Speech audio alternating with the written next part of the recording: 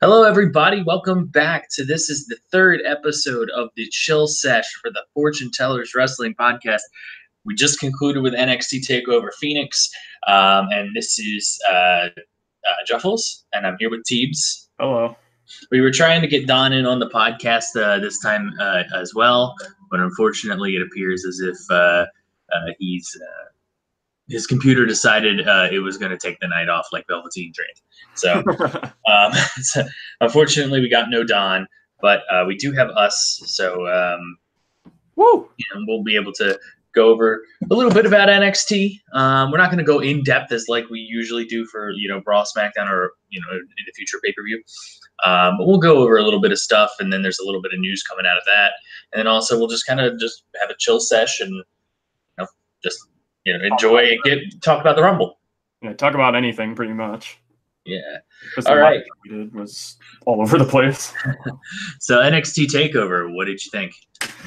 I enjoyed the show. It was I thought it was a good show. I thought it was kind of it started out really strong actually. The opener was awesome.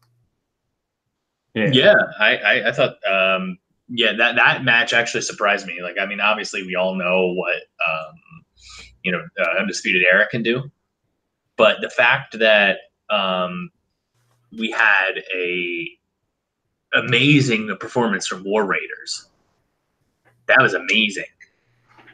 Yeah, I knew they were always good, but I'm glad that I thought that the War Raiders winning the titles would not bury them, but I thought the crowd would shit on them because Undisputed Era is so over.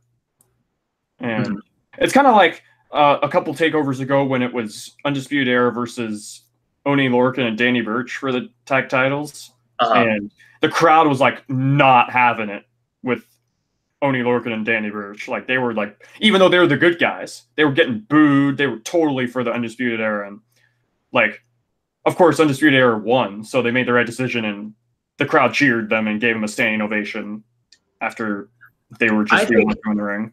I think if it were just like a regular standard by the books match, they would have shit on it. But the fact that War Raiders put in such a hard fought, great match, I think they won the crowd over. Yeah.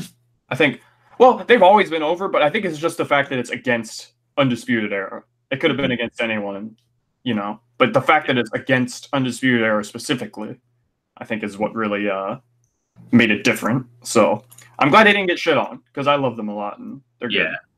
Yeah, it was great. There were so many great things that Hanson did in that match. It was just he was doing back like he did the backhand spring, and he was an absolute animal. I actually remember texting you. Hanson is a goddamn animal. And I don't know if you noticed, but you spelled his name wrong because you were probably texting really fast. Yeah, there were a couple times during this pay-per-view where I was texting really fast. Yeah. And you I mean, we botch and typo all the time, of course. Yeah, especially if we're going for that giant reaction like we are, Yeah. And so far 9 people have voted in our Twitter poll of did everyone enjoy NXT TakeOver? And 9 people voted, and every person voted the show was great. So I agree. But to be honest, my those polls don't get very many votes. Well, I mean, as more people start to listen to us, hopefully, we'll get more interaction. You do a very good job on the social media end on that, because I definitely don't. I have a full-time job, so unfortunately, I don't have the ability to kind of run the social media end of things. But then wasn't the next match Matt Riddle versus Cash Sono? Yeah, I actually thought Cash Sono was going to win this. I mean, I guess I'm kind of stupid for thinking that, but I thought part of me felt that they were going to swerve us and have him win after this story, and he didn't. he bit down on some toes though. That was weird. Cash Sonos must have a foot fetish. Hey, he's like Dan Schneider. Oh God. Oh man, if I can just get the like, oh man, I need to find like all the names for Dan Schneider. Yeah, the nicknames, the whole The nicknames. Yeah, well, you talk about Oni Lord. I'm sorry, Oni Lorcan. I called him Oni Lorcan. And Cassius Ohno. I was thinking of Chris Hero, and I don't know how I got to Oni Lorcan. Yeah. But you talked about the Matt Riddle match real quick. I'm gonna get all those nicknames because those are amazing. Yeah, I think freaking Matt Riddle's a star, just a total star. I kind of like the fact that he wrestles barefoot. It's like a cool little thing, you know. It's because he like did MMA, you know, because you're barefoot in MMA and stuff. Yeah. And I think he just wanted to keep his kind of gear and look of an MMA, and he was damn good in MMA too, from what I remember, from what I read, right? Because wasn't he undefeated in UFC? I can't tell you one way or the other. I think if he was undefeated, I think he was only had like one loss, but I think he was undefeated, and I think he got fired from UFC just for smoking pot. So okay, something like that, something like that. Because yeah. Okay, so I have I have the nicknames here. Just be prepared. A lot of them are inappropriate. Should we like explain to the folks at home who Dan Schneider is if they don't know? Oh yeah, sure, yeah. So Dan Schneider is the producer on a bunch of Nickelodeon shows like Victorious, iCarly, and Drake and Josh. And creator. Yeah, he is creator, and he's actually been in some of the episodes too. Really? Yep. Yeah, he was. Do you remember? And you might be a little bit too young to remember this, but do you remember the Amanda Show? Yeah, I remember the Amanda Show. Okay. Do you remember the guy? You got the wrong number. Oh, that was him? That was him, yes. Wow. I didn't know that. Yeah. So his name is Dan, the man with a plan to lick her clam, tie her up and slap her with your ham. Start with 2 fingers, then your hand. No reporting and no bans. Fondle her clit, then her cans. Rip off her clothes and throw her in the van. Not 1, not 2, but a 6-man gangbang. Into her mouth, right inside her. Make that pussy wider and wider. Soft, smooth skin, better is the whiter. Pound her so hard they call me the Hymen Collider. Give me a ciggy, that'll be an all-nighter. Don't go soft, gotta be a hard rider. Hold her tighter, she's a fighter. We won't kill you if you stay quieter, Schneider. Good Lord. There's even more, but I mean, I think I think they get the premise. Yeah, exactly. Yeah, we can leave that there. That is yeah, but without talking about conspiracy theories and getting us into potential libel lawsuits, I think we should stop talking about Dan Schneider. Well, I mean, we're not the first. Yeah, I know we're not the first, but it's we don't make any money from this. We don't want to get sued. Hey man, it looks like there's some. I'm not saying it's true or confirmed or anything, but it looks kind of like there's some validity to that. All right, let's get back on topic about NXT just so we can. Oh yeah, of course. Let's talk about Matt Riddle. Yeah, Matt Riddle win. That was okay. So Matt Riddle wins on a submission, but it's weird because he wins. It wasn't like a normal submission. It wasn't a hold. Yeah. He was just beating the shit out of Cassius Ohno and he tapped out. Which is totally legit. Is it? Yeah, you can tap out to anything. Okay. Yeah. I mean, if we're gonna think about UFC and MMA terms, you can tap out like to anything. So, I mean, I wasn't like thinking, well, how is he just allowed to tap out to that? I was thinking, wow, what a peculiar finish, Because if he was going to tap out, I thought he was just going to put his hold on him, But no, he just pummeled him and he tapped out. So, yeah, what do they do with Cassius Ohno now? Because he's kind of just. Does he show up in the Rumble, do you think? Nah, I don't think so. I think I don't know who shows up in the Rumble, to be honest. Just another question, actually. Do you think like Cassius Ohno has a place in WWE? Well, wasn't it rumored for a while that he was gonna wasn't it rumored that he wanted to leave again? I mean, they're not really doing anything. Even with NXT, they're not doing anything with him. Yeah. See, that's why I thought they were going to have Cassius win this match because he got destroyed by Riddle at the last takeover in 5 seconds. Mm. So I thought they were going to keep the feud going and then have a blow off on like NXT or something, the rubber match. And yeah, but I think it's too early to have Matt Riddle lose. Yeah. Well, didn't they have him lose against? Oh wait, they had another match, didn't they? Cassius Ohno and Matt Riddle on NXT, right? They did. Yeah, I forgot about that. And didn't Cassius win? I'm pretty sure Matt Riddle won. I'm gonna look that up. Okay. All right. So yeah, we'll move to the next match with Ricochet versus Johnny Gargano, and this was the best match of the night. Yeah, it was. It was definitely, and it benefited heavily from being in the middle of the card. Because by the time we got to, I thought Ciampa versus Black was really good, but I was completely burned out by that point. Yeah. Well, just think about, wow, this video from WWE didn't even show me who won that Matt Riddle and Cassius Ohno match. Mm-hmm. What the hell? Hold on. Okay, you can keep going while I look for this. Yeah. And okay, so some of the best stuff that was, from that match.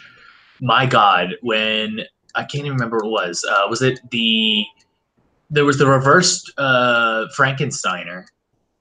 Yeah, on the outside, and then Gargano. I apologize, I don't know what the name of the move is, where he hits the DDT from the ropes. The slingshot DDT. The slingshot DDT, and then I thought that was it, actually, and Ricochet kicked out of that.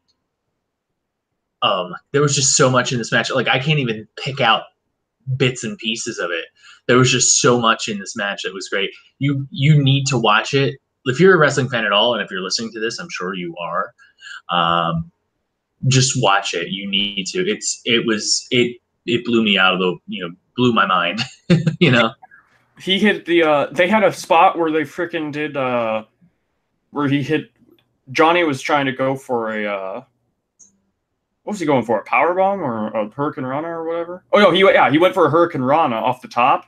Oh yeah, like landed on his feet, and I guarantee you they got that from Will Ospreay versus Kota Ibushi, because they did like a spot very, very similar to that in New Japan. Where, dude, I'm gonna look for a GIF of that and show you, because Kota Ibushi's face and Will Ospreay's face just sold that so great, and that's exactly what it reminded me of. I'll look that up.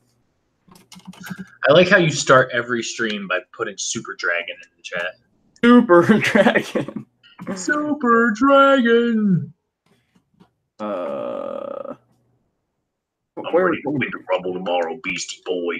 Oh, I hope Braun doesn't win the Rumble. Really? I don't want Braun to win the Rumble. What if it's to face Finn at Mania, though? No. I can't talk you into it. I'm burnt out on Braun, to be honest. And I like Braun, but I'm just on Braun Strowman. Yeah, Braun Strowman. Braun Strowman. How long is this freaking Strowman versus Corbin feud gonna? Yikes! I can't find the spot. I found also other people on Twitter talking about the NXT match we just saw, brought that up and thought that's what it looked like. Huh. So I'm glad I'm not the only one who thought that, because that's exactly what it reminded me of. Because, Will Ospreay and Ricochet have a thing where they like have wrestled like everywhere, and they've had awesome matches like everywhere they've been. Mm-hmm. So it's like now, do you think WWE would ever sign Will Ospreay? Sure, yeah. In fact, I think they tried to sign him like last year. Oh, I found it here. I'll show it to you. I'll send it to you on Twitter. But yeah, they tried to sign him last year. I think. Mm-hmm. And he like rejected, and that's understandable. If you don't want to go there, you don't want to go there. So. Yeah. What were we even talking about? We were talking about Ricochet. Yeah, Ricochet and So yeah, Johnny won the North American title, and I thought Ricochet was going to retain. you know what? I actually called Johnny, but during the match, I was like, I think it's gonna be Ricochet. Yeah, but I think does Ricochet get called up? I mean, we could talk about what was just posted to Twitter, and I mean about that, and then I mean whether it seems pretty evident, right? Yeah. There was just a photo posted, just a couple minutes ago at the actual event where Ricochet, Aleister Black, and Velveteen Dream kind of did a curtain call for, like they usually do when someone's getting called up. Yeah. So, I think it's a foregone conclusion. Dream's in the Rumble. Yeah, I think Dream's probably going to be in the Rumble, and I mean, everybody's kind of just expecting that at this point. Oh, by the way, if you want to watch that thing I sent you, it's in. Is it in the Twitter chat or I sent it to you on Twitter. Okay. And let's see. Is it the Kota Ibushi one from the last Okay. Yeah. But that's like the exact spot. I remember seeing that and just their face is really solid. Yeah, I'm watching it right now. Oh, look, Don's back. Istanbul was Constantinople, is what Don said. Oh my God, Kota Ibushi's face. Yeah. Even Will Ospreay's face was really good. Well, and I mean, honestly, Will Ospreay pulled it off better than Ricochet did. Mm-hmm. Yeah, because Ricochet almost like didn't stick the landing. Yeah. I mean, he didn't stick the landing, but like, it was still a great spot, I thought. But that was totally what they were going for. You could tell. And I guess I can link it in the chat if anybody's watching this. Yeah. Very quickly. Just very quickly. Wait, can I? I mean, it might think you're trying to spam. Maybe. You try. Oh, I don't even think it has it. The link is just for the guy's Twitter page in general. So. Oh, okay. All right, never mind. It's there. It's on the internet. Yeah. You can find. Just type in Will Ospreay, Kota Ibushi, Hurricane Rana. With in fact, that was a tag match. I think. Yeah, it was Will Ospreay and Hiroshi Tanahashi versus the Golden Lovers. That's what it was. Yeah. I know some of these words. The Golden Lovers is Kota Ibushi and Kenny Omega. Oh, okay. Yeah, they're really good friends. And that was their tag team. Yeah, I mean, years ago. I mean, just as a what's the word I'm looking for? A disclaimer. Disclaimer to all the other people who would be listening. I'm not really into the international wrestling scene, although lately I've been watching some amazing videos of Joe Hendry. No. No. I'm sorry, I had to. No, actually, I've been watching Joe Hendry's ICW entrances. WC. Jesus. Pretty much. Yeah. No, but like his entrances, which are amazing. A lot of them are cringy, but he's so creative with these, and he looks like he has like a blast. I think my first personal favorite one is the one he did for Jack Jester, where he did "Boom Boom Boom." Jack Jester's in my room. And then there was one here he did a parody of Shania Twain's "That Don't Impress Me Much," where he did Grado's "Eating My Lunch," and he did Bohemian Rhapsody, where he sang Bohemian Rhapsody for his entrance music. And he also did the Wrecking Ball one. Yes, he did Wrecking Ball, and he also did Eiffel 65's Blue for Drew McIntyre. Or Drew Galloway, as he was right there, but yeah. But still, I think Joe Hendry is he's a gift, and also my girlfriend thinks he's hot. Yeah, and Joe Hendry is in NXT UK right now. Yep. He signed, so there you go. You have your boy. Yeah, right. Whenever somebody wins the title, we never even explained what the boy rules are, did we? I mean, I can explain it. So the boy rules, it's like a boy stable. If you've ever listened to OSW review, you kind of know what the system is. Usually, we kind of tweaked it a little bit. Their system is that they cannot have won a major, like the top championship in a major promotion like WWE, WCW, or like New Japan. I think those are the only three that count.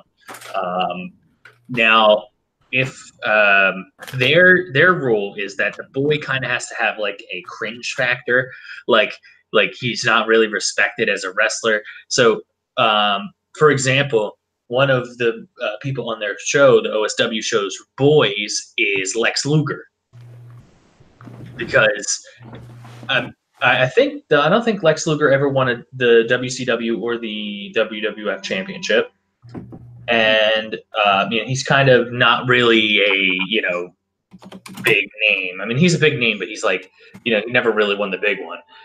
Or another good one is Test. Test was one of the other guys. Yeah, and so we kind of adopted it, but we took out the cringe factor. It's just the only prerequisite is they cannot have won the WWE or Universal Championship. I think currently I have you can have up to 3 boys in your boy stable. I know Drew McIntyre is one of mine. Baron Corbin is another one of mine, even though we make fun of him all the time. I don't think I had a 3rd boy. I can't remember if I had a 3rd boy or not. I always keep forgetting. But yeah, do you have your boys? I thought we only did 2. Really? Okay, maybe it is 2. I mean, I'm just my boys were Chad Gable and Andrade Almas. Those were my boys. Okay, Andrade and Almas. Okay. Your boys were the Cowboys. Isn't that what the Cowboys say? We dem boys. Isn't that what they say? Yeah, we dem boys. Yeah, but let's not talk about the Dallas Cowboys. Donzer said, "What do we have in common with Baron Corbin? We can't cash in, right?" Yeah, true. But yeah, so that's the boy system. And then once your boy wins a championship, he graduates to being a man. And then you get to pick a new boy. He's a man now. He's a big, strong, doing the Braun voice. He's a big, strong man. He's a big, strong man who don't need no other man. Who gonna get these hands? You gonna get these hands. You're gonna get these big, meaty claws. Big, meaty claws. I'm glad you know that's from. Yeah. Everybody knows what SpongeBob references are. Doesn't matter how old you are. Just imagine there are people on this planet that watch that are little, like 4 or 5 years old, and watch the new SpongeBob episodes. Ooh. Just how sad. Man. And then the sad part is they're gonna think that that's what SpongeBob really is. Yeah. And it's so much better, like the old ones. The old ones are so much better, and they don't know what they're missing. So yeah, NXT. Yeah, right. We went from SpongeBob to NXT. We talked about the curtain call, like you said. Yes, the curtain call. What was the next thing? Shayna versus Bianca. Shayna versus Bianca, yeah. You were definitely not happy with the outcome of this match. Well, I wasn't unhappy that Shayna won. I just thought the finish was lame because we've seen it already, and I don't know. I'm burnt out on the whole. Oh, her goons come out. Their goons come out and help them win, and then they just win. Like it's just, I don't know. We've been there and done that. You know what I mean? Mm-hmm. But I don't dislike Shayna. Shayna's a great wrestler, and I think. I mean, I yeah. I mean, I think I just don't think it's time for Bianca to be champion yet. You know. I thought they were going to take the ball and run with her. Mm-hmm. You know, I thought they were going to, or what's the saying? Give her the ball and let her run with it. Something like that. The ball's in her court, or you just talked about like. Well, figured. I thought, you know, I thought they were going to give her the title. You know, give her the ball and run with it, and she's over. You know, and I think this did her a lot of good in actually getting her. What's the word I'm looking for? Like getting her acclimated with the fans and stuff like that. I think she was already over enough. You know, she's pretty over in NXT. Even though I don't even know if what she's supposed to be. If she's supposed to be a heel or not, because she was a heel, but the way they portrayed her in this story was as a face. So she's like a face out of nowhere, you know? Like there was no build up to a turn. You know? And even then they had her beat Nikki Cross in Nikki Cross's final match in NXT, and she was playing the heel in that match too. So she's just like the new heel. Like she was heel then, but now because she was going against Shayna, she had to be the face. Yeah. I think maybe she's just a tweener. I don't know. She's for herself. How about that?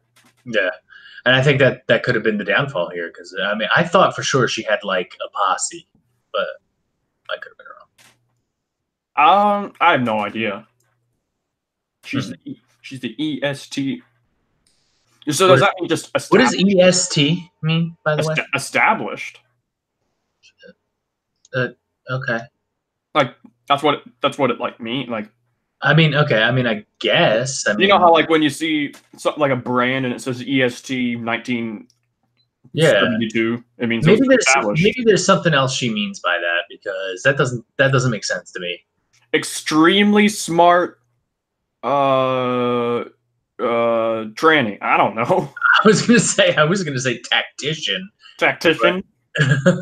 But I mean, we'll go with that. Yeah. She's not really a tactician type of wrestler. Yeah. Because they really talked about her power and strength in that match. Yeah, they were talking about how she's much more powerful than Shayna, which is kind of funny to me because she's a thin, slender girl. So, dude, I don't think you watched the pre-show, but I just had it on. I don't really care about the pre-show, but I just had it on because I was doing nothing else. And Sam Roberts is on the pre-show panel, and he just fucking buried Bianca Belair. What was he saying about her? He totally buried her. He was like, having Bianca on TakeOver event is a waste of a match. That's what he said. I'm like, damn, dude, what the hell I thought that was part of my reasoning why I thought Bianca would win. Because I was like, oh, so they're playing up the fact that, like, she has doubters or whatever, so she's going to go on and win and prove them all wrong. Because he just buried this poor girl. And I have no idea why. Like, why? What's the point? Yeah, that makes no sense. Especially some goon like Sam Roberts. Yeah, fucking Sam Roberts of all people is going to tell me, like, listen, I know I'm not a wrestler or anything intimidating. Like, I'm skinny as shit and don't got no muscle on me, but I wouldn't be, if I was an on-screen personality, I wouldn't just outright bury somebody. And I mean, like, especially if you're supposed to be hyping up the match. And it's like, yeah, he said it was a waste of a match. I'm like, dude, come on. I don't know if that was planned or he was told. I thought he was told to say that, but she didn't win, so I don't know what the point of that was. And Pat McAfee was like, dude, what the hell is your problem? You know? Yeah. I mean, you're a little bit biased towards Pat McAfee, though. Well, Colts fan, former Colts player. Best punter of all time.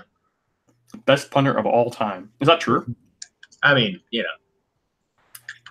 I don't think statistically he's the best punter of all time, but he could have kept going. He was the best punter in the league, that's for sure. At least I thought he was. But everybody loves the smell of their own brand, I guess, huh? He wanted to be the Dolph Ziggler of the NFL. Do stand up, But I've never watched Dolph Ziggler's stand up though. You know what? That's something we should do. Before like the next chill sesh. is like see if he's actually funny or not. Well, it's subjective. So like, yeah, if we're gonna bury him on his comedy, like like comedy is very subjective because I mean, sometimes my humor is like very different from your yeah, like Norm Macdonald. I love Norm Macdonald. He's my favorite comedian ever. Oh, and the thing is, I just don't get him. Like, Oh, he's so great. Once you do, though, you can't get out. He's so great. and yeah, I mean, you see, even people like us who like see eye to eye most of the time on wrestling, like comedy is something that's just like. Yeah, comedy is different with everyone. Well, that's like I can appreciate the blue collar comedy guys. I don't know if you like them or no, not. I like them. My mom doesn't really like them at all. Like, and then like Jeff Dunham, like that's like somebody who like people either really love or they really hate. Yeah, kind of like Dane Cook. You know what? I used to really love Dane Cook when I was like 13. I think everybody loved Dane Cook when they were 13. He's like, this is actually a really good analogy, and I don't mean this in a bad way at all because it's an analogy. But Dane Cook is the Nickelback of comedy.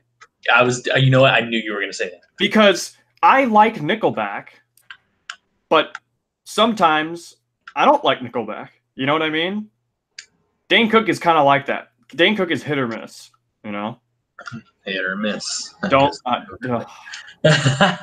Knew you were gonna say that. But yeah, Dane Cook is funny sometimes. Like the joke he told about his what was it? His girlfriend shitting on his dad or something like that.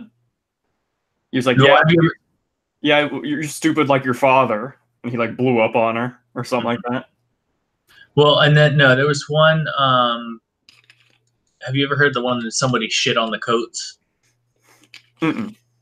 It was something. It was like next time you're at a family gathering, go upstairs where they keep like if they have a place where they just put all the coats on the bed and then people like come around and all that kind of stuff and then at the end of the party they'll go get the coats and go leave. And he's like, next time there's a party and you get in that situation, just go up there, sneak in, and take a shit on the coats. And he's like, guarantee you it'll be the best party you've ever been to. I mean, it's funnier the way he tells it. Yeah, it's funny the way he tells it, obviously. But I just thought that was funny. But yeah, where were we? NXT. Yeah, we get off track really easily on these. Oh no, it's okay. This is a chill sesh. It's fine. Loosely keeping the thing here. So yeah. So Bianca lost, but I thought she looked really well because she got up twice. And like she was powering through. So I don't think it was like a burial, obviously. Oh, I didn't think it was a burial either. Okay.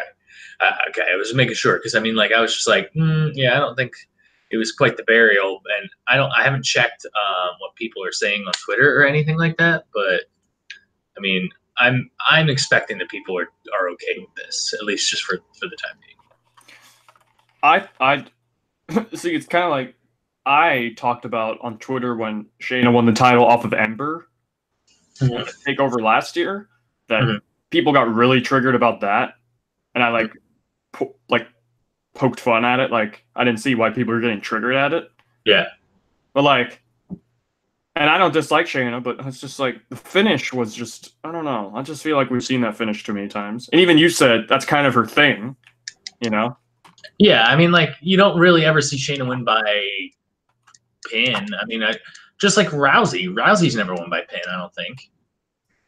No, I don't think she has either. What? Yeah, I don't know about you, but kind of like my not philosophy. I don't want to sound dickish or anything, but like my view on wrestling is like I kind of prefer if somebody had a pinning finisher than a submission because like. I would like every wrestler to like. I mean, obviously not every wrestler because not every wrestler needs a submission, but I think I would like a submission wrestler to also have a pinning finisher.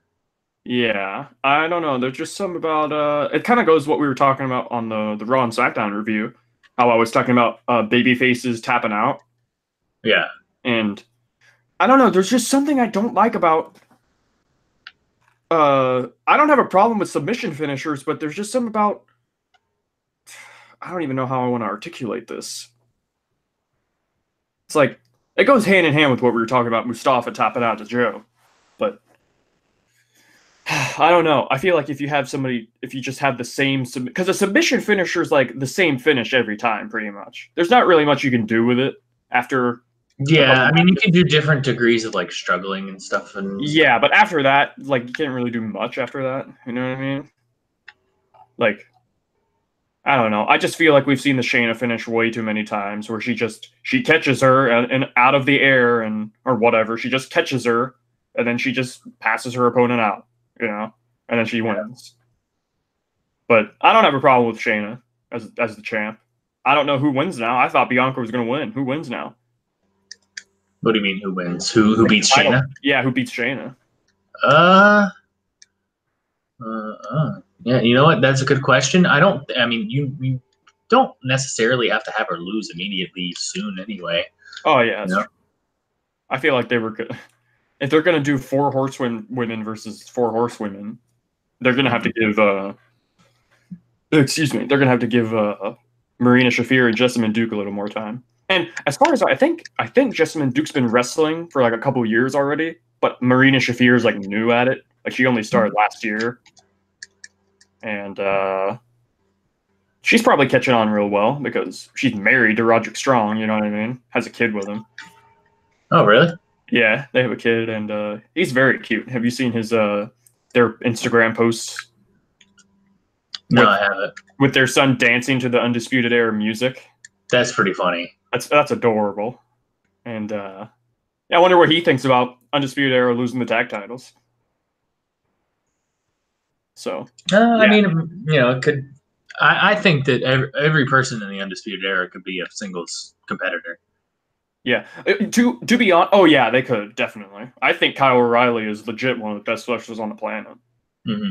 He's so I, good. oh, and he's great at you know, expressions. I think he's Yeah, he's like the king of facial expressions. Oh, but you know what? I just realized we're not going to see him strumming his title like a guitar. Oh no, because he's not going to have a title. Yeah. Oh, that's sad.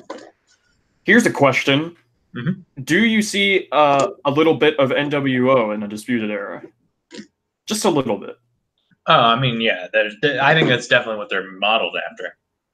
Yeah, not like completely because NWO were so like over the top and total asshole heels. Like Undisputed Era haven't been spray painting their logo on people's heads and stuff, you know. And they didn't spray paint the belts either, the titles. So I thought I saw a little bit of NWO in them. You know? I mean, they both kind of have a very bass heavy theme. Yeah. What's their theme song based after, you think? I don't know. It would really come full circle if they just have their theme song be Jimi Hendrix. I was talking about that with my dad. In fact, I thought I mentioned that to you too.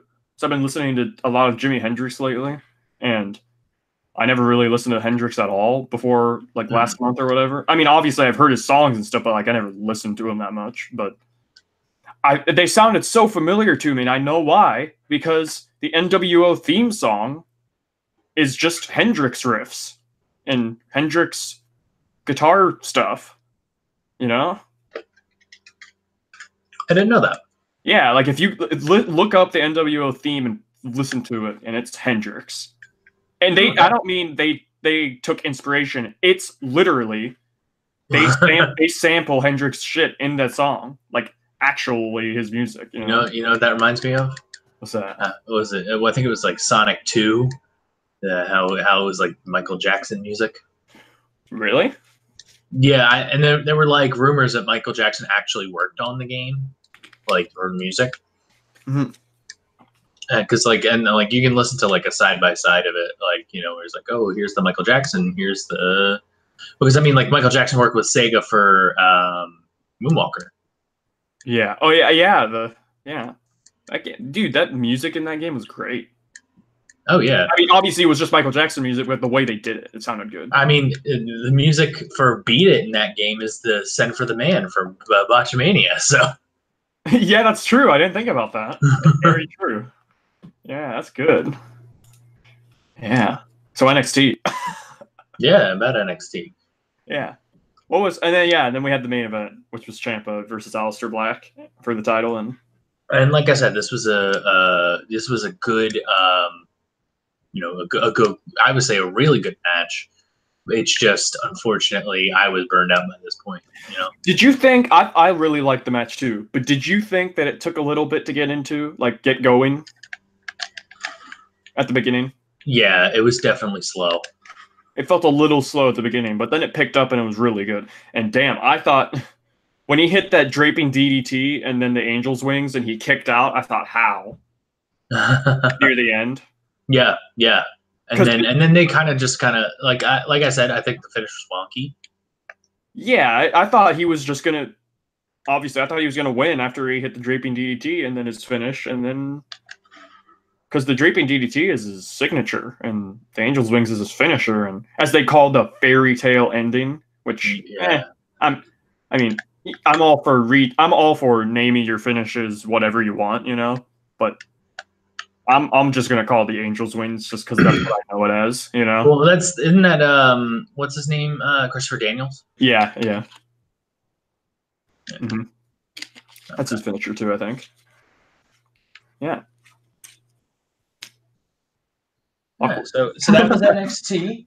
That was NXT. That was a very, very, very good show. I did enjoy it. Are you ready for the Rumble tomorrow? I'm so ready. The Rumble's my favorite pay-per-view. Oh, it's mine too. Yeah, I was talking about it with my dad, and he's not like a huge wrestling fan at all. I just kind of force him to watch every week, Monday and Tuesday, and You're like, Dad, I got a podcast now. He doesn't dislike wrestling.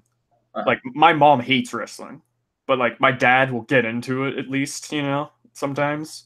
Like he won't shit on it and everything and just be like, yeah, no, we're not watching this. Like he'll sit through it because I force him to. But yeah, he was talking about how he doesn't really like the Rumble that much, like the idea of it and the big Rumbles. He's not sold on the Battle Royals, Like I hate a Battle Royal on like a Raw, but the Rumble. Yeah. Oh man.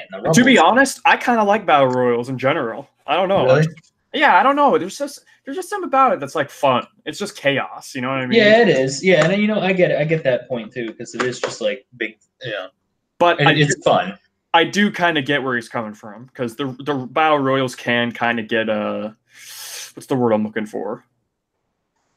I don't know. They kind of can get a little lame sometimes. Yeah, man, depending on the stipulation. I get what he's saying, but I really love the Royal Rumble because the surprise, the suspense, just it's the best pay-per-view of the year. That and maybe Mania, but sometimes Mania isn't always that great. Mm-hmm. We get into Mania no matter what, to be honest. Mm-hmm. Even if it isn't a good show, What's the worst WrestleMania that you remember watching? Mm-hmm. Like, what was the WrestleMania you actually watched that just you didn't like? 32. And 32 was the one in Dallas, right? Correct, yeah. And it's not their fault. It's because everyone was injured.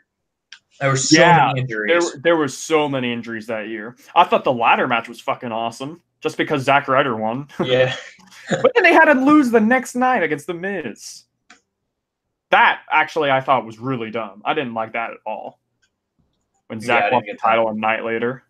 But at least Maurice came back and whip-de-doo, No disrespect to Maurice, but I just didn't like...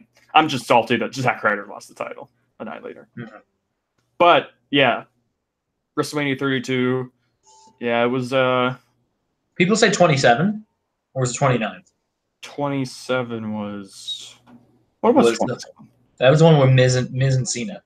Right, yeah. And The Rock hosting. Mm-hmm. And 28 was the one with Rock and Cena as the main event. And then 29 was Rock and Cena. Once in a lifetime for a year straight. And then they do that again. Like, what? That's false advertising. I should sue. I should actually sue. I mean, it's too late now. Yeah, right. And good luck to get somebody to take that case too. Hey, man, listen. CM Punk won a case against WWE. I think he had a little bit of a stronger. Yeah, that's case true. than He had a better story.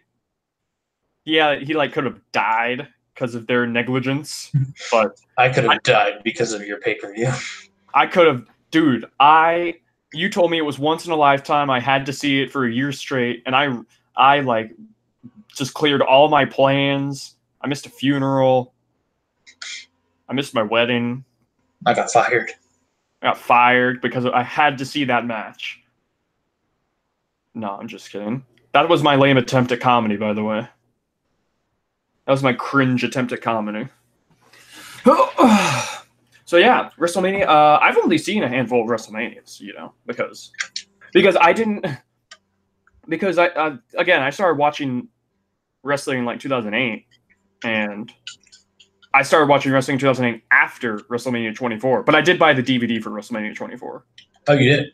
Yeah, like that year, and what's really funny? Whenever I go into a Best Buy or something and I see like a WWE pay-per-view, like a DVD, and I'm like, do these people know that they can just buy the network? Like, yeah, dude, you know what?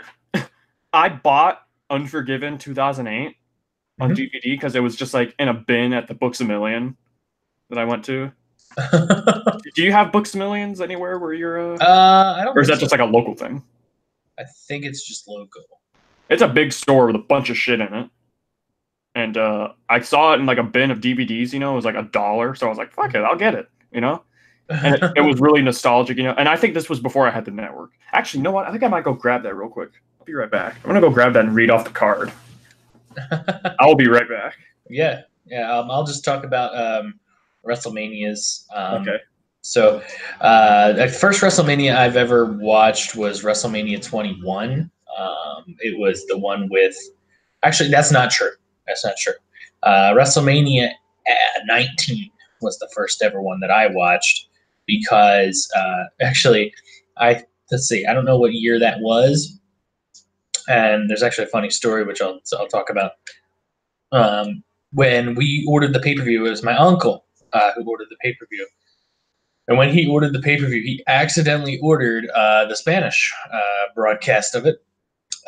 And so he's had to spend the first part of the pay-per-view trying to call the cable company and get them to refund him for the Spanish version and, actually have, it paid for the English version.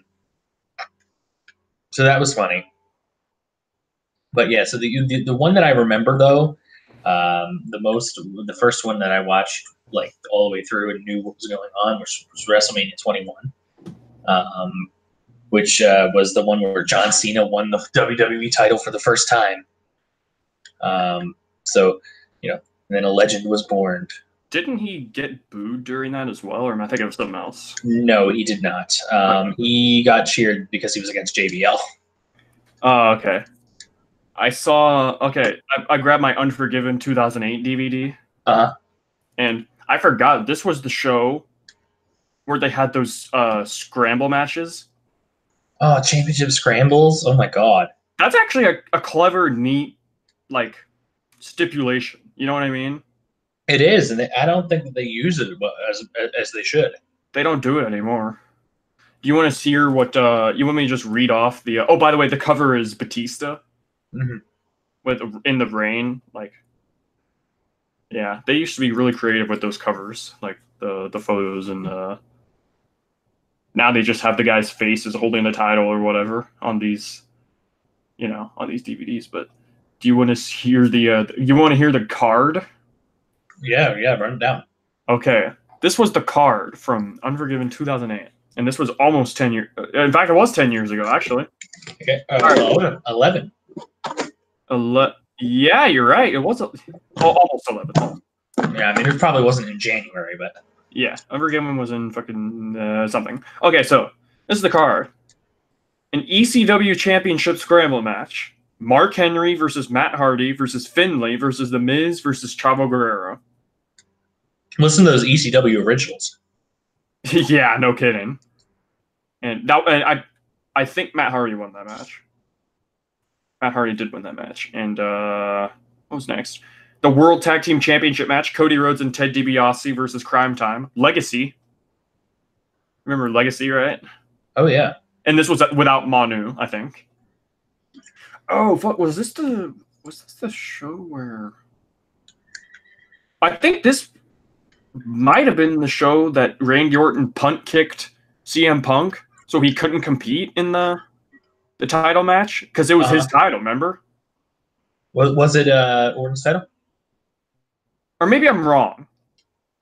I think I'm wrong actually. Or was it Punk's title? I think that was from a different show. Remember, because CM Punk was the World Heavyweight Champion, and he was doing a backstage interview with somebody, and he got ambushed by Legacy with Manu, and then Randy Orton punt kicked him, and then he had to relinquish the title. Like, he was defending it that night, but then he had to vacate it, and somebody else fought for it or something. Like, somebody else got inserted. It was a multi-man match. I thought it was this, though. It was probably their way of just getting out of jobbing out Punk. It was probably their way of just saying, yeah, we don't want Punk as the champ, you know? And that is a shitty way to have a guy just not be champ, you know? Yeah. But, this was the one with the unsanctioned match between Shawn Michaels and Chris Jericho. Oh, yeah, I guess that's Chris Jericho threw him through the Titantron, right? It was at the Chris Jericho show? The highlight reel? The highlight reel, yeah. Well, that was on Raw. Well, no, I mean, that's what I meant. Like, the feud? Yeah, that was this feud. And that was a damn good feud, too. That was like a year-long feud. Almost a year-long. It was a long feud. It was great. And the WWE Championship Scramble match. Triple H versus Jeff Hardy versus MVP versus Shelton Benjamin versus Brian Kendrick. Damn.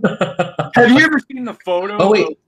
Oh wait, yeah, he won the title for like a good like current WWE champion. He had it for like a minute.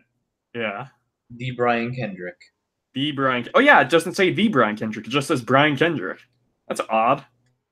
The Divas Championship match: Michelle McCool versus Maurice. I can't be bothered to freaking guess who won that. I can't remember. And then the main event was the World Heavyweight Championship Scramble match: Batista versus Rey Mysterio versus Kane versus JBL versus Chris Jericho. That actually sounds like a good match. And Chris Jericho, that's right. This must have been that show where CM Punk got out. Because, yeah, that's right. Because CM Punk couldn't compete because he was, he got destroyed by Legacy. Mm-hmm. So Chris Jericho just inserted himself into the match. Mm-hmm. Like, he just inserted himself. And Chris Jericho won the title. That's how he won the title. Yeah. All coming back to me now. And that was a damn good match, too. Batista, Rey Mysterio, Kane, JBL, and Chris Jericho in a championship scramble match for the World Heavyweight title.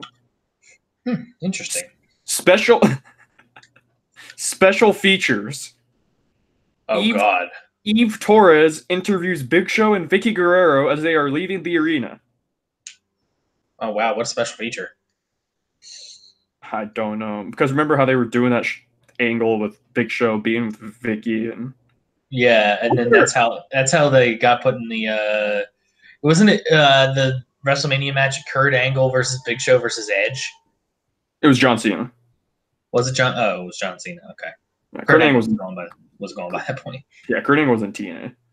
Isn't it weird to think that Kurt Angle was actually in TNA longer than he was in WWE? That is weird to think about. It's very weird, but it's true. Wasn't there? Maybe I'm thinking of No Mercy, but for some reason I thought Undertaker versus Big Show in a casket match was on this card. Now, I got a question for you. Okay. What superstar that used to be in the WWE think would do better if they came back? Oh man. I mean, I think there's one obvious answer, but I'm going to see if you guess it. There's a lot of stars that have been misused and left, and Well, I mean, I think most people are probably just going to say CM Punk just because. Well, and But I'm not going to say no. That's not who I was thinking. no, yeah, yeah. I mean, someone who's left and gone to other promotions, not just someone who's left and gotten their ass kicked at UFC. I see. I mean, I kind of want to say Neville, but he only left so recently, you know? Mm-hmm. I don't know. I bet if Neville came back, he would probably do better now. There's no chance in hell they could mismanage Neville again. Mm-hmm. If he came back. But he signed with AEW now, so God bless him. Yeah. I don't know. What were you going to say? Cody Rhodes, yeah, that's true. Yeah. Yeah. I mean, if he were to come back, he could be basically Ric Flair Jr., I feel. Dusty Rhodes Jr. Oh, wait. I mean he's already... He's already Dusty Rhodes Jr. He's Dusty Rhodes Jr., right? Well, I mean, he's the... Well, I guess he's still Dusty Rhodes Jr., technically. I'm not meaning that as a knock. I mean, just like technically speaking, because he's a kid. Yeah, I mean, but he's not junior, though. Isn't yeah. I mean, wouldn't Goldust be junior? yeah. That's what I was thinking. Cody, yeah, because... Dude, just how many stars are they going to let go of to realize that, like... Well, and then they hold on to people like Mojo Rawley. Yeah, but, like... I'm more offended at the fact that they just let go of stars because of their ineptitude. You know what I mean? Well, I mean, I don't think it's they let go of stars. The stars know their worth, and then they kind of are like, well, I'm not going to stick around here. Yeah, so they just are totally fine with letting them go, even though they're stars. You know what I mean? Like the Revival, I won't be surprised when they leave.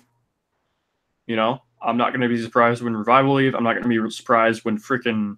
Who else is wanting to leave? Didn't you say, well, you said Mike Kanellis.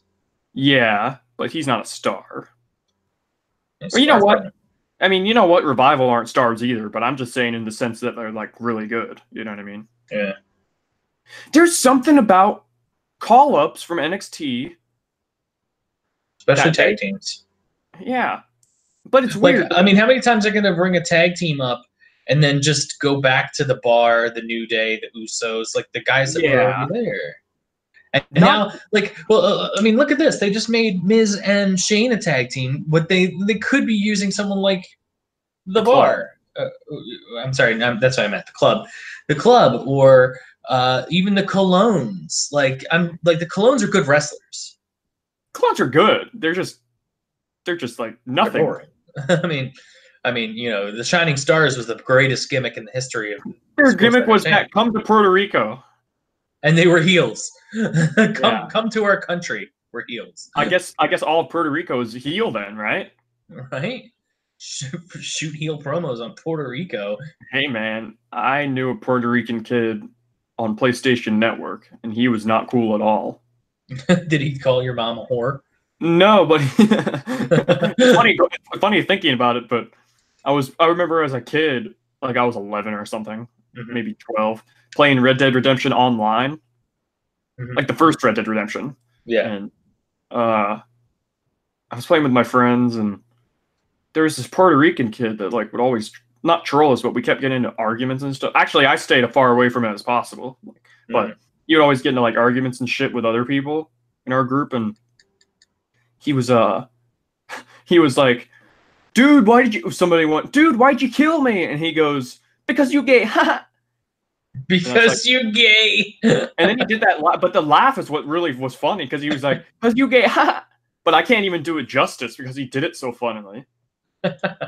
I just laughed hard. Imagine playing Red Dead Redemption with Braun Strowman. Saddle up, boy. We're gonna go on the Wild Wild West. You're gonna come to the Wild West with me, boy. Those damn O'Driscolls are gonna get these hands. You're gonna get these guns. Ah, shit. Red Dead Online. Those are some of my favorite memories of gaming, though. You know. Let's talk about like some of our favorite games from the past, because I mean, fuck it, it's a chill sesh. We could just talk about anything we want. So let's talk about that. What game do you think you've, or you may know, you've put the most hours into? Oh, damn. The most hours I've ever put into a game is honestly probably CS:GO. Hmm. Cause just because I played all the time, you know, and I played a Yeah, lot. It's not yeah. going anywhere, and I Call think me I've what you. actually I can tell you how many hours I put into it if I log into Steam. Oh yeah, and I mean, the game that I've played for the most, and go ahead and say what you will about me, but I've played more Overwatch than anything in my life. Oh, really? I played almost 800 hours of that game. So Not even Civilization 5? Civ 5, I put almost 600 hours into, and I passed it with Overwatch. Oh, okay. Yeah, because I've been playing Overwatch since probably about 2 months after it released. So I have Overwatch, I just never play it on PC because I mean, I played on PlayStation. So I actually enjoy playing it, but I'm like bad at it, and I don't like when people bitch at me. yeah, Like not. Overwatch community is not very good. What was your favorite WWE game? Oh, dude. Growing up as a kid, I played most of my wrestling video games on my PlayStation Portable. Uh, oh, So I had SmackDown versus Raw 2008 with ECW on the PlayStation Portable. yeah, that was me too. And I started out with SmackDown vs. Raw 2006 on PSP, Mm-hmm. and I had that on PS2 too. I played that on PS2 all the time as well. I had it on PSP and PS2. But the one I really played was SmackDown vs. Raw 2008. Like I think that's probably my favorite SVR game of all time, 2008. 2008. Like, I think I preferred '07, but I mean '08 was really good too. the best of all time, undebatable, is SVR 06 and SVR 08, in my opinion. Yeah, I mean, I know I've owned that. Like, I owned pretty much every SmackDown vs. Raw game. Um, and I mean, I pretty much bought every WWE game until recently. I didn't buy 19. I didn't buy 18. But I did buy 17 and 16 and 15. But I didn't buy 14, 13, or 12. So, All right, I just hopped on Steam and okay, so I have to preface this. Before I ever officially owned Counter Strike Global Offensive on like my computer, like legitimately on Steam, mhm. I played CS:GO, a cracked version of CS:GO at school with my friends. Like I brought on my flash drive Yeah. and played CS:GO on the computers at school and like the library and Yeah. whatever. And so this number is probably not this number. I know, not even probably. This number is not like totally. Accurate. Yeah. So I've put on my computer on Steam 1,051 hours into CS:GO, but the real number is probably more around maybe 1,100, 1,050 hours, maybe 1,150 hours. I mean, Uh-huh. And that's that's probably the because, more. yeah, I'm surprised that you guys were even able to play it at school. Oh well, the thing is, like, we would go to school and we had vocational, and that's my computer class. Mhm. So we'd go in the morning. And the first year I took it was 11th grade. So in the 11th grade we would go in the morning to the different school to take that class. And so sometimes when we didn't have vocational, sometimes when we weren't gonna go to the other school, we would just chill at the school like all day until we actually had class again. So like we would play in the library when Oh, we okay. weren't and whenever and in the second year we went in the afternoon. So whenever we got back from class, we would always have time before school was out. Yeah. We had like 45 minutes until school was over, so we would just hang out in the library and play. And it always sucked when people were actually doing stuff on those computers. Yeah, I mean, we, man, back in the day when I was in uh, middle school, we would play flash games like Cool Math and stuff like that. So, Cool math, yeah. man, Primarygames.com. yeah. Uh, for a while, I mean, it was blocked at our school, obviously, but at home, I'd play Newgrounds. Newgrounds, yeah, that was a good one. Yeah. Yeah, man. Memories, dude. Good memories. Yeah. And even like Now, what was your favorite ever like single player game? Like not like like Um, online. my favorite game of all time is Kingdom Hearts 2. Kingdom Hearts 2. It's Now, pretty much the game that really like it's not the first game I ever played. I've always played video games before then, but like it's the game that really got me invested in video games. And yeah, I'll never forget it. yeah. Now for me, I don't know if you ever played this game. I'm sure you've heard of it, but Star Wars: Knights of the Old Republic. Yeah, I've never played it. But yeah, that game, I can't tell you how many times I've played that game. I used to play it on the original Xbox, and it's so nostalgic for me because like it was like a game that like I would play and like when I went to my mom's house and stuff like that. So like that was kind of like kind of like a ritual where like I'd just be playing that the entire time. Yeah, I remember. I remember going to my great grandma's and playing the GameCube. Yeah, you ever Where we played had our Luigi's Mansion? no, I played Super Mario Sunshine and Sonic DX. Oh my God, it's director's cut. Yeah, the Chaos Emeralds one. My brother had that one. It's like really bad, but like as a kid, I loved it. Also, Animal Crossing. That was a game I Yeah, played. I had Animal Crossing on my DS. Wild World. Wild World. That's a hard Well, one now to say. there's one on the mobile phone. Really? Yeah, I'm gonna have to get that. it's like Pocket Town or something like that. I'm gonna have to get that, dude. Yeah. That's probably really fun. Yeah, Now, actually, I know you play Kingdom Hearts. What was it, KHUX? yeah, that's the mobile Kingdom Hearts Union Cross, which was Yeah. that game is a freaking long story in and of itself because it started See, out in Japan mhm. as a browser game, which was just called Kingdom Hearts Key CHI with it's Latin X is pronounced key. Uh-huh. So that started as a browser game, but then it ended like a year later. So then they made it into a mobile game, like 2 years later, I think. And Yeah, I actually watched Angry Video Game Nerds, video about the chronologically confused. yeah, about Kingdom Hearts. So yeah, he was talking about how it was a browser game and that it no longer exists, and then And then they made it into a mobile game, and then it got rebranded into Union Cross. It got rebranded into Unchained Key, and then it got rebranded into Union Cross, which is what it is right now, and it's confusing. If it's Kingdom Hearts, it's confusing. I mean that's true. Yeah, man. And Kingdom Hearts 3 just around the corner, and I can get it early this Monday. So I'm actually going to willingly miss Raw to go and pick up Kingdom Hearts 3 early release on Monday. What a loser. Hey, man, listen. If I can get it early, why not?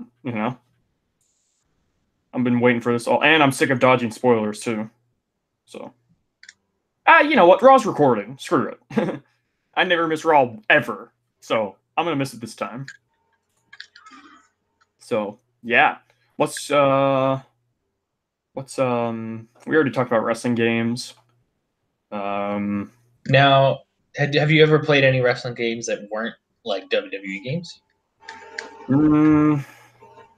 No, I almost got the TNA game, but I didn't. I had Legends of Wrestling 2. Oh yeah, how's that? It was actually it had like all it had Hulk Hogan, Macho Man, had everybody in there. And it's really weird to me because they never mentioned WWF or WWE or even WCW. So I guess it was just the likeness of the people in there. And there were some interesting people. Like you could play as Andy Kaufman. Of course, yeah. Because he beat up those chicks. Yeah. Yeah. And which I thought was pretty funny. You could play as Andy Kaufman. Yeah. And was Jerry Lawler in it so you could beat the shit out of Andy Kaufman as Jerry Lawler? Oh yeah, he was, yeah. And it was young Jerry Lawler, which was weird. Yeah. Cool. But yeah, and it was a very arcade style. It was you just had the time button presses and stuff like that to do reversals and stuff like that. Yeah. Yeah, so I mean it was a pretty cool pretty cool game. I enjoyed it. And it had this weird region system, you were in the what's the word? Territories. Right. So yeah, that was pretty cool because like it was like, oh, you travel from territory to territory and then make a name for yourself and stuff like that. So And then Vince McMahon came in and bought it all out. yeah, And right. what do you think about that, though? About this whole territory thing? About Vince McMahon buying out all the competition and making the national TV wrestling that we know of today? I mean, hey, that's capitalism. Hey, man, listen. People go on and on about how Vince McMahon bought out all the territories and like ruined wrestling or whatever, but like it didn't really ruin wrestling. In fact, it made it bigger. Exactly. Well, now there are downsides to everything, of course, you know what I mean? Because like once you buy out all the competition, there's nowhere to go. But like nowadays, there's everywhere to go. You know, there's not that excuse anymore. So. Well, that and yeah, that's like people who were crying about, what was it, Vince McMahon starting NXT UK. Yeah, well, I don't know if that was. I mean, I'm sure Vince had the final say, but it's probably mostly Triple H. Yeah. But yeah, people talking about the indie scene is gonna die and all this shit about the UK indie scene, and like, no, people are. I've talked about this with you before, even before NXT UK, because I remember when Io Shirai first signed with NXT. Mm-hmm. This dude on Twitter, I don't even know who it is. I don't remember his name or anything, but this dude was so mad about WWE snapping up all the world's greatest wrestlers. I'm like, you do realize that they have a choice in that too. They're not forced to sign a contract. You know? If they don't want to sign the contract, then they don't have to. They're not forced at point of gun to sign with WWE. It's their choice. And the thing is wouldn't you want your favorite wrestlers to make as much money as they can? Yeah, like, not only that, some of those wrestlers, it's probably a lifelong dream of theirs to go to WWE because they grew up with it. And even if they don't, like, because if they didn't want to go to WWE, they don't have to. You know? Right. It's their choice. It's very much their choice, and they're never forced to do anything. That always pisses me off because it's just they're acting like they're forced, you know? I don't know. So yeah, they're not killing the indie scene in UK. It'll never die. There's always talent coming about. There's just, yeah. That's my say about it. Yeah, I mean there's always gonna be people who are undiscovered. You know? You're not gonna and like I don't know, like I think it's kind of a hipster thing too. Because like, oh, I liked this when it was not cool.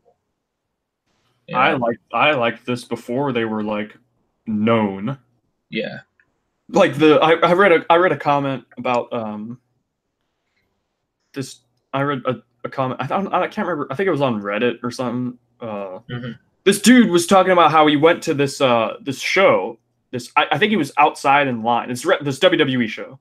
He was outside in line or something like that, and Nakamura was on the card, I think. And this dude started chanting in the line or whatever, "Boma ye, Boma ye," and like the crowd was silent. And just for reference, Boma ye is Kinshasa. That's what it was called in New Japan and anywhere else. That's the name. It's the running knee. So like they renamed his finisher from Boma ye. Yeah. Because I think Bomaye means kill him, and you can't fucking have that on a PG show. You know what I mean? So this dude's chanting that the Bomaye thing, right? Which is his old finisher, and he looks around like everybody's silent, you know, because they don't know what the hell he's doing. Because most people don't know that, you know what I mean? Not everybody watches New Japan and shit, right? So exactly. This dude was like, "Oh, I forgot. I'm at a WWE show, and nobody knows what I'm talking about." And he like smirked to himself, and just elitist shit like that really gets under my skin. Well, I mean, I think the funny part is that like he's like, "Oh yeah, I'm at a WWE show."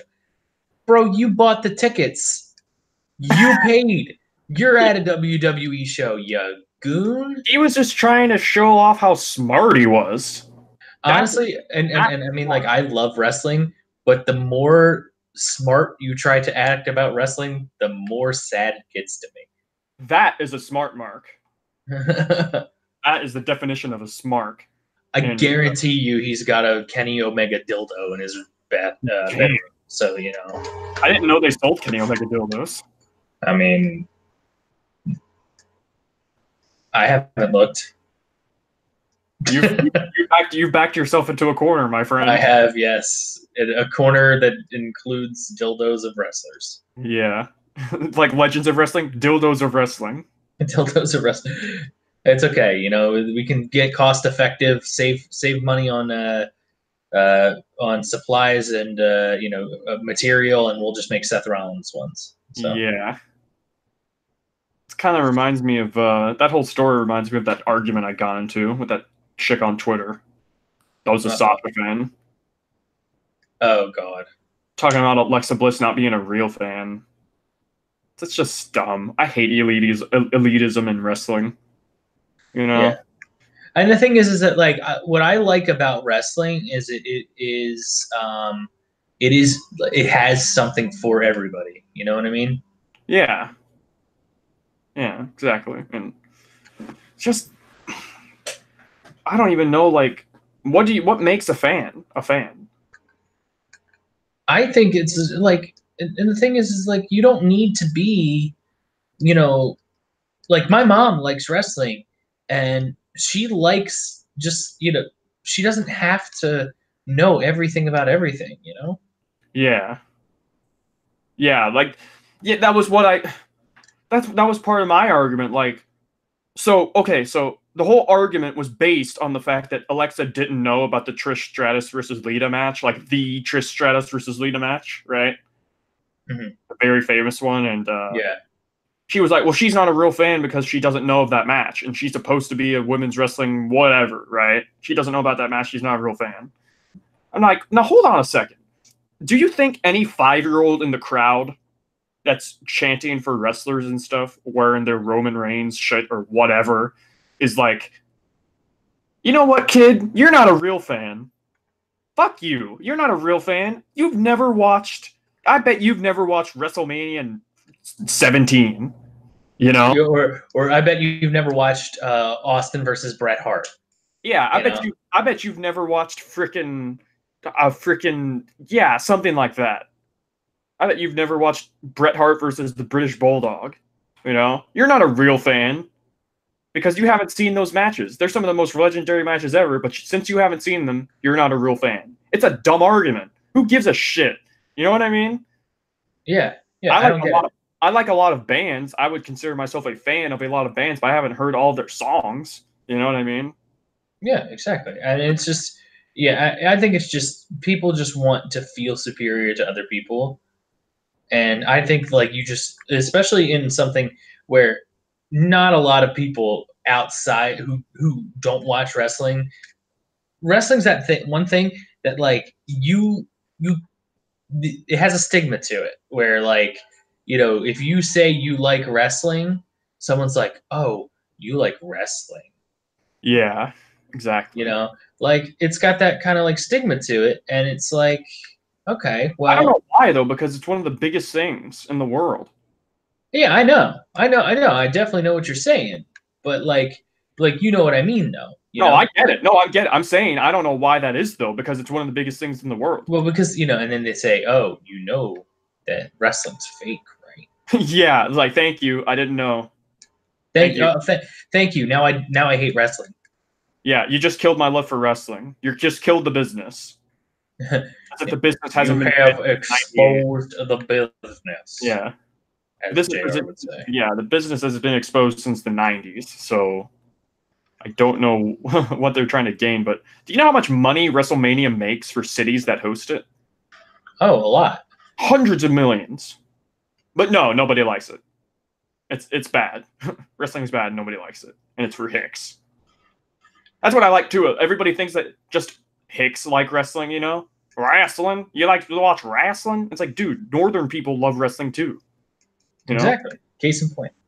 I'm in that happy medium. I'm in Indiana, where we're like kind of southern, but we're also not. You know what I mean?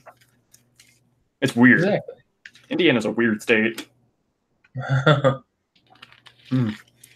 Indiana's got a lot of diverse stuff going on. I Yeah. bet. I bet mean, Indiana. I bet Indiana is probably the most diverse state in the world. Okay, that's not true, but all right. So this entire time I've been playing Red Dead. oh yeah. Yeah. Well, we've been on this thing. I've just been kind of going around hunting animals and stuff like that. So I just killed a legendary moose, but I killed him in the water, and now I Oh, cannot get him out, and I can't skin him because I'm swimming. can you lasso him? Yeah, let me try that. Hold on. You know what I just realized? We were gonna do Rumble predictions. Yeah, we were. Yeah. Let's Okay. run through this real quick. I'm gonna open up the card real quick. Okay. I don't have it up. I'm gonna try to lasso this moose. Okay. It's all kicking off. Lassoing mooses, moose, whatever the hell it is. Nope. Oh, wait, nope, can't, nope, didn't get him. All right, hold on. This is riveting stuff, I'm sure. I'm just listening to music and chilling, you know. Yeah, I am. I think I may have fucked myself because I need to skin this moose to get the antlers for the legendary animal. But oh yeah, the pelt. Yeah, but he's kind of maybe if I could try to push him somewhere. Maybe. Okay. Yeah, maybe. Are you ready to go down this card and just give predictions? Oh yeah, let's do it. Okay, so there are 2 matches on the kickoff show. Mm-hmm. The first one is the Fatal 4-Way Cruiserweight Championship match between Buddy Murphy, Kalisto, Akira Tozawa, and Hideo Itami. And I think Buddy Murphy's going to win. I think he's going to retain. They're not going to take the title off him this soon. And I don't see, and if they were, I don't see any of those 3 guys, Kalisto, Akira, and Hideo. I don't see them being the next guy to. Really? I don't see. Yeah, Kalisto's already won it and went nowhere. Akira Tozawa won it for like 8 days and then lost it back immediately. Mm-hmm. And Hideo has not won it before, but I don't see him winning it. I think they're going to keep it on Buddy. Yeah, I'm going to say Buddy Murphy too. Do you mind if actually? I'm just going to go run to the bathroom real quick. Okay. And then I'll be right back. And all right, I'll try to keep my thoughts long so you can. Yeah. Just talk about what you think about the cruiserweights until I get back. Okay. Well, yeah, like I said, I don't think Kalisto, Akira Tozawa, or Hideo Itami are going to win at all. I don't think those are going to be the next person to be the champ. Because I'm honestly kind of surprised that Buddy Murphy's champion. Like I kind of figured he would win at the Super Showdown in Australia because it was his hometown. You can't have him lose in his hometown. Like, they do that all the time, though. They have those guys. They have the wrestlers lose all the time in their hometowns. It's a meme at this point. But he won, and I don't know. I think if there's gonna be a title change, I think it's gonna be big. I think it's gonna be a big thing. Well, I mean, portrayed as a big thing because 205 Live, sadly, is not like a very watched show at all, and even though it's like one of the best, I would gladly, if I had to pick between 205 Live or like Raw, I'd probably pick 205 Live because Raw is like just poopy most of the time, and 205 Live is consistently good and it has great matches and great wrestling on it. But yeah, I think Buddy Murphy's going to retain, and I don't know. I think we know we don't know. It's not confirmed, but it's heavily rumored that Kushida he's obviously leaving New Japan. So Kushida is looking like he's going to go to WWE, and I don't know if he's going to go to NXT. I mean, he probably will, but he could very easily go straight to 205 Live if they wanted him to and just win the title there. And I don't think that's going to happen. I think he's yeah. I was just talking about who could possibly beat Buddy Murphy. Mm-hmm. And I was talking about Kushida and stuff, and Kushida ain't gonna. I think the thing is that it's getting to the point where if someone gets over on 205 Live, they're brought up to the main roster. Yeah, exactly. Like Lucha House Party. They're even still on 205 Live. Mm-hmm. But poor Lucha House Party, you know, because House Party. No, but all right. So yes, and then we'll move on to the next one, which is Rusev versus Shinsuke. Yeah, for the US title. Rusev's keeping it. I think Rusev's going to win as well. I don't know what they do with Nakamura. Just think like Nakamura won the Rumble last year, and just a year later, he's on the pre-show. Yeah. Well, that's sad. But I guess that's how it happens, and yeah, Rusev's gonna win. That's all really I can say there. And sorry, no speak English. Bomaye. Yeah, that's gonna be our new Super Dragon. Super Dragon. Yeah. Bomaye. The next match is The Bar versus Miz and Shane McMahon for the SmackDown Tag Titles. I've been going back and forth because I kept thinking, I'm like, yeah, no way Miz and Shane lose. But I think they might drag this out a little bit longer. I think we're gonna get like a fuck finish, and then they're gonna win it either at Elimination Chamber or at Mania. I think Miz and Shane are winning, just outright. I think they're gonna win. Sadly, like The Bar is always. I'm open to seeing where they're gonna go with this. I'm not just gonna shit on it like immediately. Well, that makes one of us because I don't like this. Yeah. But this always happens to The Bar, though. Last year they lost the title to a fucking 10-year-old, and now they're about to lose to Shane McMahon. I guess I could be wrong. They could win. Bar could very easily win, I guess. But they always try to portray Shane McMahon as some godly, heroic, valiant, strong babyface. But he gets gassed easily.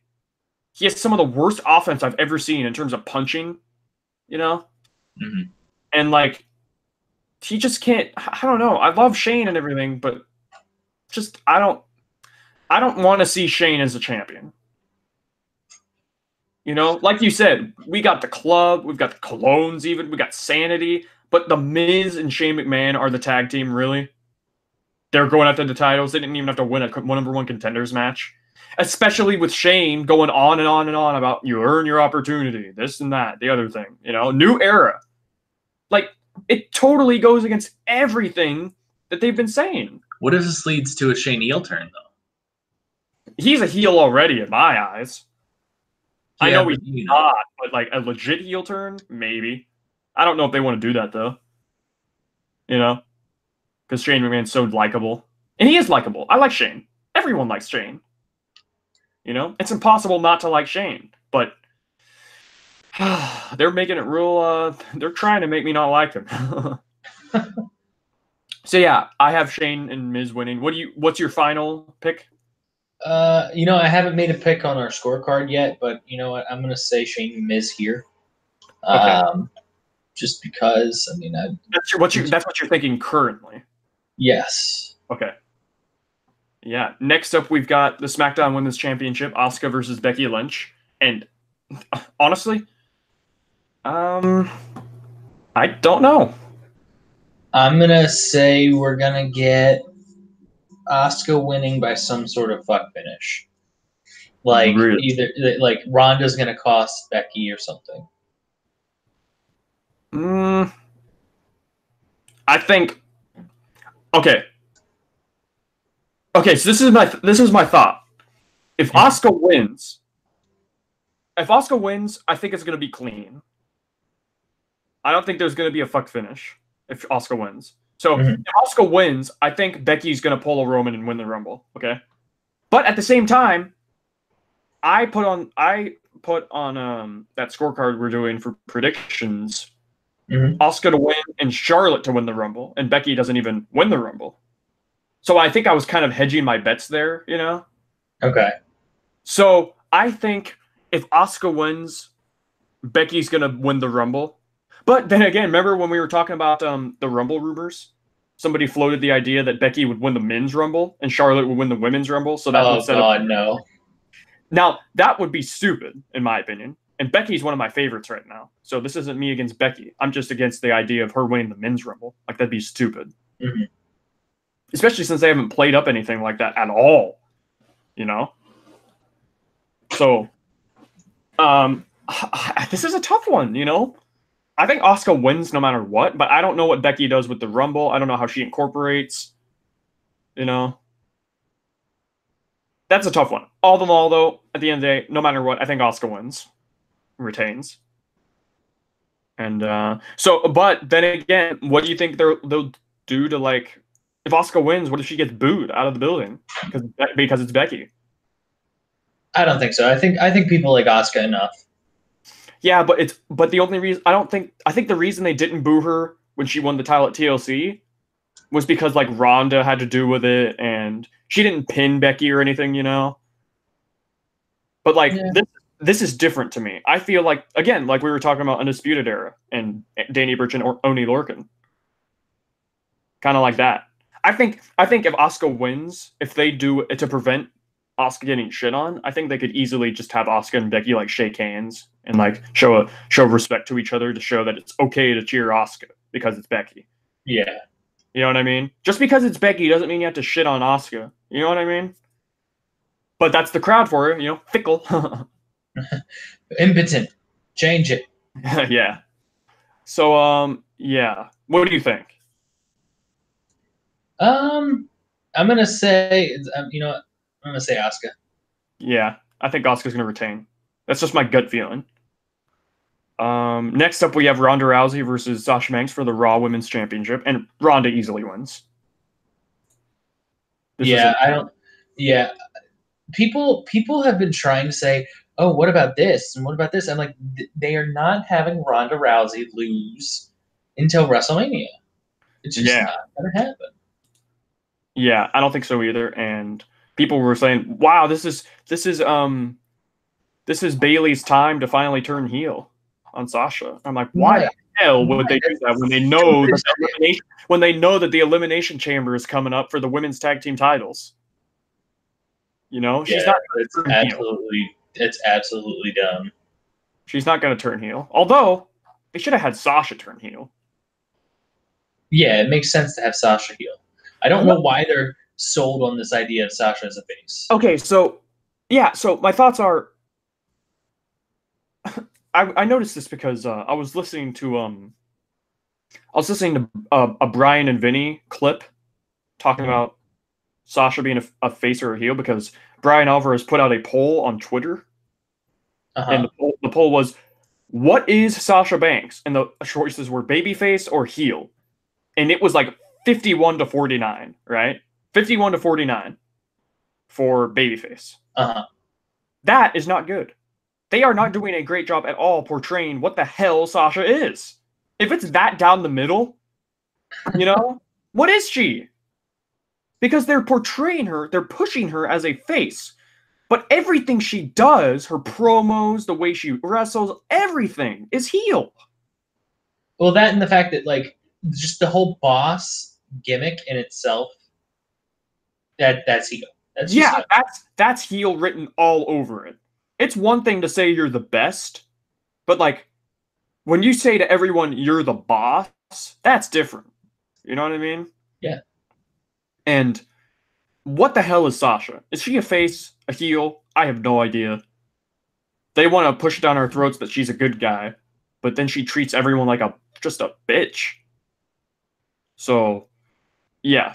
I know I got off track there, but I just want to bring that up because they don't do a good job portraying what the hell Sasha Banks is, you know? So, Ronda's going to win. It'll be a great match, hopefully. I think it'll be a great match. If Ronda Rousey could get 2 really good matches out of Nia Jax, this will be a great match. No doubt. No doubt in my mind this will be a great match. There's going to be, I guarantee you, there's going to be a couple times where I'm almost going to shit myself during this match.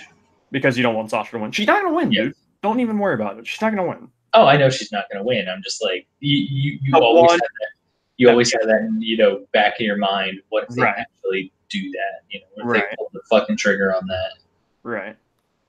So next up, we have Daniel Bryan versus AJ Styles for the WWE Championship, and this one I really don't know. I think it's Daniel Bryan. I think it's hands down Daniel Bryan. Really, I don't think it's that simple. Really, I think I'm leaning towards Daniel Bryan. I think they could go either way with this, to be honest, because how does Vince incorporate into all of this? You know, or did they already retcon that? I mean, they really haven't brought that up. They did it. They brought it up like 2 weeks ago, but that was like the last we've really seen of it. And I know Vince was in the face-to-face moderation segment on SmackDown, but they didn't really do anything with that, honestly. Between AJ and Vince, I mean. That and there really hasn't been any difference between regular AJ and the new AJ. Yeah, not really. It's pretty much just been same AJ. So honestly, yeah, I think Daniel Bryan will probably retain. This is like one of the storylines I'm most invested in because I love Daniel Bryan's character work and I love Daniel Bryan and AJ Styles anyways as like wrestlers. So I'm very I'm loving this story. I'm very interested to see what happens. I think Daniel wins. That's my pick. Oh man. Yeah, Daniel as well. And then you think, what the heck do they do with Daniel Bryan leading up to WrestleMania? Who's going to challenge him? Even if he is the champion at WrestleMania, who knows? He might lose it before WrestleMania. I don't know. You don't really have a credible babyface other than AJ Styles or Mustafa, but it's not going to be Mustafa. Not at WrestleMania. I would have rather them do Mustafa here at Royal Rumble and then have AJ again at Mania. Yeah, and you could really play up the AJ Vince stuff with that too. Yeah, I mean, and then you could have had AJ win the Rumble. Yeah, I don't know about that. I don't know if I like that idea. I mean, would you rather have Braun win the Rumble? Oh no. If I had to pick between, I'd much rather pick AJ. Yeah, would you rather have Jinder Mahal win the Rumble? Because that's what's going to happen Sunday. No, it's not. I had actually, you know what's funny? I had Jinder getting eliminated first. You son of a bitch. Well, think about the Rumble. We can actually go down that later. Hold on, I'll tell you why I think that. Mm-hmm. In a second when we get there. So, next up, we had the Universal title match between Brock Lesnar and Finn Balor, and Brock Lesnar is going to win. I mean, come on. Fucking come on. Finn Balor is not going to beat Brock Lesnar. There are people who are like really, wondering why. Because he's like the demon. Like they're like, well, no, they're because they're like, oh, what if it's just they these what abouts, and I'm like, no, don't even. Yeah, it ain't gonna happen. I wish it would. And he's probably not even going to show up as the demon either, because he already said in an interview, no, I'm not showing up as the demon. Like, why though? That's how you make $1 million, the demon versus the beast. Exactly. And then you could just establish that, well, listen, if they don't want to beat the demon, fine. But if you're gonna beat the demon, it might as well be against Brock Lesnar. You know what I mean? I know how much you don't like Brock, but even you saying that is... Right. It just makes sense. Logically speaking, it makes sense. And Finn Balor is not undefeated as the demon in the first place. But if they want, if they're going to establish that the demon's undefeated and they don't want to beat the demon, who else are you going to have him lose to as the demon? It's got to happen sometime, right? Maybe the demon will stay undefeated forever. Roman Reigns, when he comes back. Yeah, let's just have Roman beat everyone again, So, yeah, Brock Lesnar's going to win. That's what you said, right? Yep, I said Brock.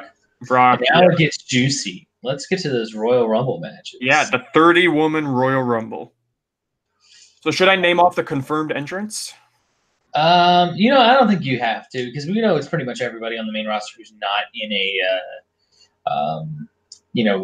a championship match.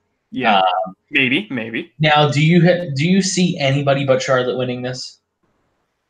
Other than Becky, I was gonna say with the caveat of Becky Lynch not being inserted in the match. Do I see anybody other than Charlotte? Other than Charlotte, yeah. I'm looking down this list of people, and people were saying Bayley maybe. No. I don't see that either. No. Let's be real here. Bayley ain't gonna win it. I had Bayley coming in at number 1.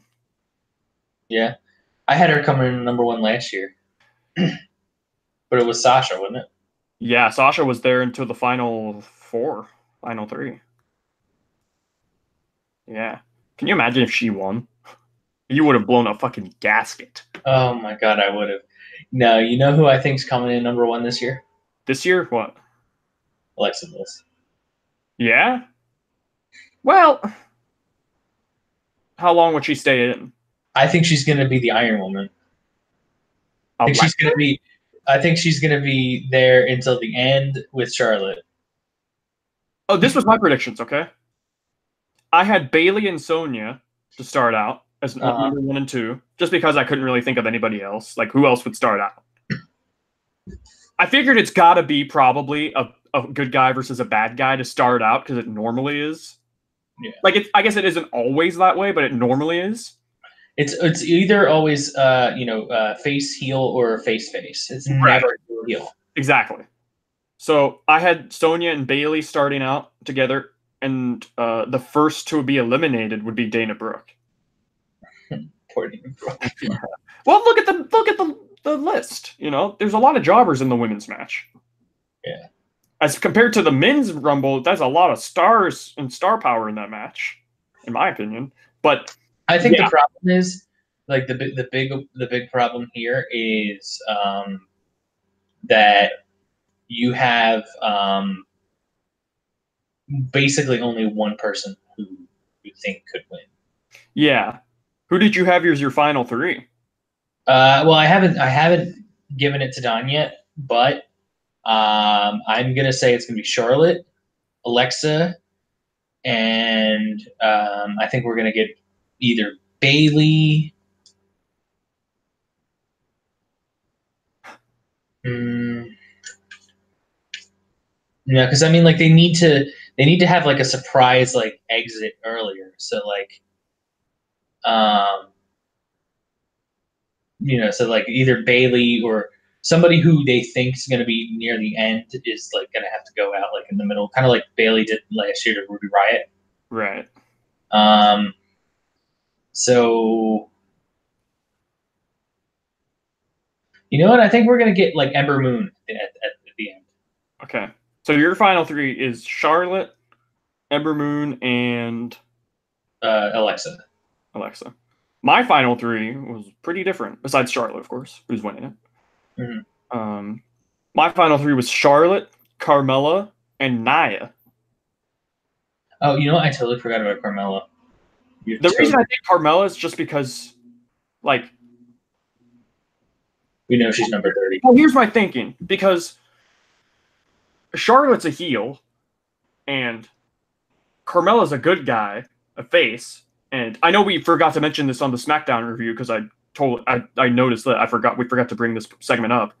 On SmackDown, they had a backstage segment with Carmella and Charlotte talking to each other and talking about how Carmella's going to win the Rumble because she's the Gucci and she's the something and Gucci. It was like alliteration. It was like G word and Gucci or something like that. I can't even remember what she said.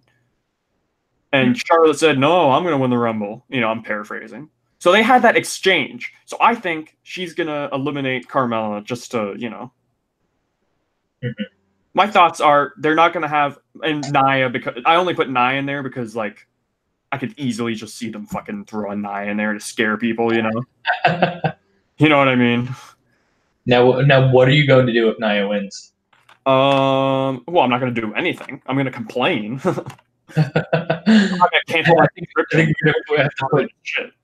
think we're gonna put you on lockdown for about 24 hours. It would be dumb. There's no need. Like, her time has passed. Can you imagine if Nia wins the Rumble and challenges Ronda again? And then she wins. No, she loses. Just imagine. They're going to have her keep fighting Ronda again and again and again and again until we are all dead. SummerSlam 2021, Ronda Rousey versus Nia Jax 13. Yeah. I will tell you exactly how it's going to go down. Charlotte and Carmella are going to collaborate to eliminate Nia. And Nia is going to, you know, she's probably going to eliminate a bunch of other people to establish that she might damn well win this thing, right? So then Charlotte and Carmella are going to eliminate Nia together, and then Charlotte and Carmella are going to duke it out, and Charlotte will win. have that good guy, bad guy dynamic at the very end with the final two, which is what they normally always do, right? True. Except for Shinsuke Nakamura and Roman, because, well, with Roman, they boo him no matter what, so it's kind of served as that anyways, that dynamic. And what was the 2017 one? Fuck, I already forgot. My memory is terrible. 2017 was Orton. Orton, that's right. Orton and Roman. Both good guys. So maybe I'm wrong. Maybe it will be too good. I don't fucking know. In 2016 was obviously Triple H and Roman. Or Dean, actually. And 2015 was Roman. Roman's in the fucking everything. Final three of every time. Now, if he's in the final three this year. Yeah, Roman has been in the final three 4 years in a row because he was in the final two against Batista in 2014. Yeah. Thought you forgot. Active number 29 is Roman Reigns. I think he'd actually get a giant pop. Yeah. Is that what you think might be the surprise? Remember I sent you that message on Ooh, you know what? That's a good one. Should we bring that up? I did look at a picture of him. He does not look like he's in shape for wrestling. He's not. He's doing a movie too. Yeah. I mean, that's what I was. That's where I saw the picture of him. Was and he, The Rock posted it on Instagram. Yeah. So, I don't think, as much as I'd love to see him, I don't think he's in wrestling shape, and I don't think that's a surprise. You know what? Let's bring that up. What do you think it is? Hold on, we gotta read it out first. Okay. Hold on, I'll have it right here. Mm-hmm. Yeah, I'm just. Wait, do I? Do I have it right here? I'm going through all of our messages because we're texting to each other about NXT. Mm-hmm. That's an annoying sound to listen to. My cat is the cleanest move. All right, here it is. It's at WrestleVotes on Twitter, and if anybody knows him, he's like a reliable source for some news, for like plans and stuff that WWE are doing, and plans that they have and whatnot. He's like an insider, quote unquote. So he tweeted, a quote unquote big surprise may be in the plans Sunday at the Rumble, one that's being kept from nearly everyone. However, I'm not going to leak it. 2 reasons. 1, if it happens, everyone should have a genuine reaction to the moment. And 2, WWE doesn't even know if it's going to work out yet. And then he says, and this has nothing to do with Kenny Omega. So, all right. So, knowing that it has nothing to do with Kenny Omega, what do you think it is? It's got to be, I hate to say it, but it's probably got to be either Becky winning the Men's Rumble or something. I don't know. No, I don't think it's Becky winning the Men's Rumble. And you know why I think this? Because it doesn't make sense? Well, number 1, it doesn't make sense. But also, number 2, listen to the wording of the tweet. He says, doesn't he say, like, if it happens, like they don't even know if it's going to happen? They don't know if it happens. They don't know if it's how it's going to work out or something like that. No, can you read it again? I closed out. I shouldn't have closed it out, but I'll bring it up right now. Yeah, because I mean, my explanation has something to do with the exact way it's worded, and I don't want to misquote it. He says, if it happens, everyone should have a genuine reaction to the moment. And 2, WWE doesn't even know if it's going to work out yet. Okay, that sounds to me like number 1, they're either waiting on an approval, they're waiting on a medical clearance, or they're waiting on a signature on a contract.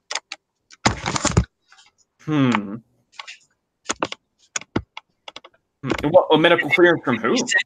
He said, well, okay, so who we thinking? I mean, Roman Reigns is probably the biggest thing. Right. Also, I don't think that Kevin and Sammy are big enough to warrant that. You know what I mean? Yeah, like he says a quote unquote big surprise. But like, let me put it to you this way. And Kevin and Sammy are stars and everything. Don't get me wrong, okay? But when you say there's a big surprise, and he says he doesn't want to leak it because he wants the reaction to be genuine. Like, if Kevin and Sammy were rumored to like actually be in the Rumble, that would be leaked, and people would talk about that no matter what. You know what I mean? Okay, well then maybe, I mean, the only other, and obviously, this is not happening, but the only other name that I can think is CM Punk. No. And that's obviously. If that is, just what do you think? What happened? I mean, it isn't because it's not CM Punk. But what do you think? What do I think it is? I guess we could say what do you think it is, and what would happen if it was CM Punk? Oh, if it was CM Punk, the entire internet would explode. Yeah. Well, my thing is like, all right, let me say this, okay? You've said before you didn't really think the CM Punk hype was deserved and everything. You didn't really get it. I mean, I liked him. CM Punk, when he was doing all that, was like my favorite wrestler. Yeah. When he was doing all of his, it like, just like there's not. Has there besides like Becky? We talked about this, I think, on the last show. Who's the last person to be like the Becky Lynch type of person, right? Mm-hmm. To like just totally be a badass with balls and like talk their mind and have freedom. And like, CM Punk was the last guy, and CM Punk really made me like, I don't want to say made me think, like he kind of did though, because in like 2011 and 12 when he did all that stuff, I was just kind of a casual and I didn't really like look deeply and think and like, you know what I mean? No, I know what you mean. But that kind of kickstarted me into like actually taking it way more seriously and reading up and stuff, And but with that being said, the reason I say that is because I want to make it clear that I'm not shitting on Punk, but Punk is not coming back. You know what I mean? I actually think so. Like I think you may get to that point where eventually it's like the Bret Hart situation where he comes back 15 years later, but he's not coming back to wrestle. I think he's set in his ways and he's not coming back ever, no matter what. Because, okay, well, think about this. CM Punk signed a contract to do commentary with an MMA thing. Like he ain't gonna wrestle if he's doing that. You know what I mean? Mm-hmm. I don't think it's. If it were CM Punk, surely that would get out somewhere. Somewhere would get out, right? Maybe. I mean, because things get out weeks in advance, talking about planning and stuff. You know what I mean? I don't know. Is there anybody else other than Kenny Omega who could be like that giant reaction? Oh, man. I don't know, man. I don't think so. I don't know what it is. Well, the reason I think the best option, not best, but like most likely is Becky Lynch winning the Men's Rumble is because he says WWE doesn't even know if it's going to work out yet. That's what they said. So that's why I think it's probably the most likely is Becky winning the Men's Rumble, but that would be so dumb, Yeah. I mean, I don't think that's the way you do it.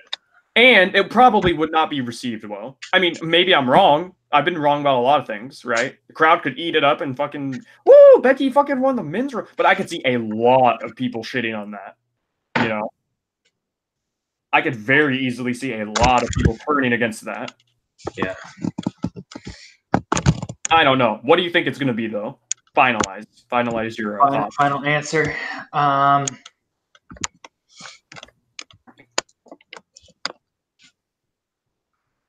See, the thing is I want to say Roman Reigns because, like, even if he's not in shape, just if he's cleared and he's, free of leukemia cells and he's ready, they'll throw him out there. And, like, I just don't want a situation where, number one, he comes back and wins and then he has to go away again.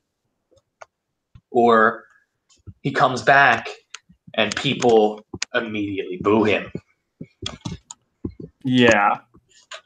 Because, like, like if it wasn't like if it was like next Rumble and he was cleared, and then it was like, you know, he comes back, and I think then he'd get a pop. But because this is like people just like associate that negative feeling of, you know, Roman Reigns with the Rumble. Law Roman wins. Exactly. And I think, I honestly don't think it's Becky, because number one, I don't think even Vince would allow that. You know, you know the way Vince is. You know. Yeah, he's not gonna have, as over as Becky is. He's probably he's not gonna have him. No. Yeah. And they've had women in the men's rumble before though, so it's possible. Okay. Logically, a woman can win the men's rumble.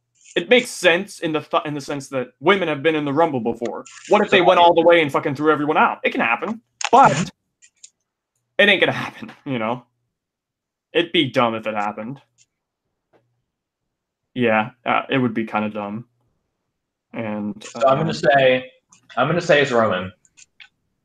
What if? Oh, I just had a horrible thought, dude. I just thought of something. What if it's The Rock?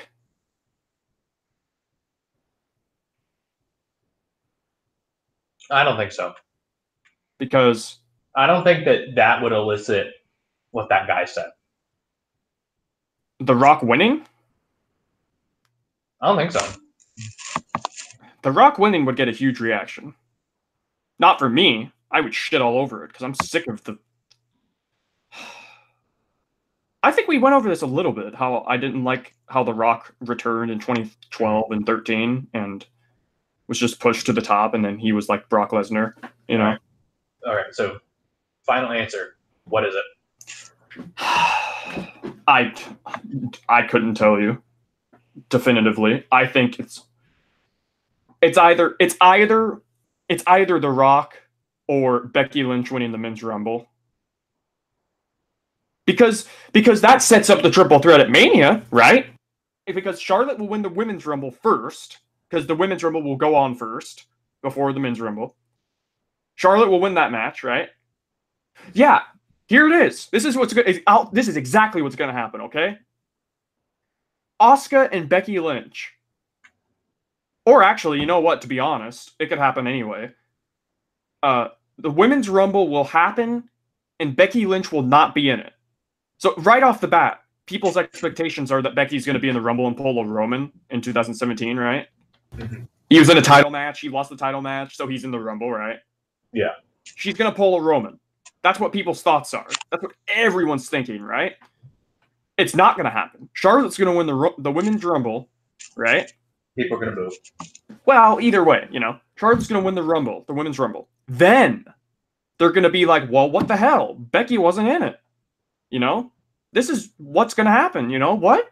How can Becky not be in it? Then they're going to swerve us. Becky's going to be in the Men's Rumble and win.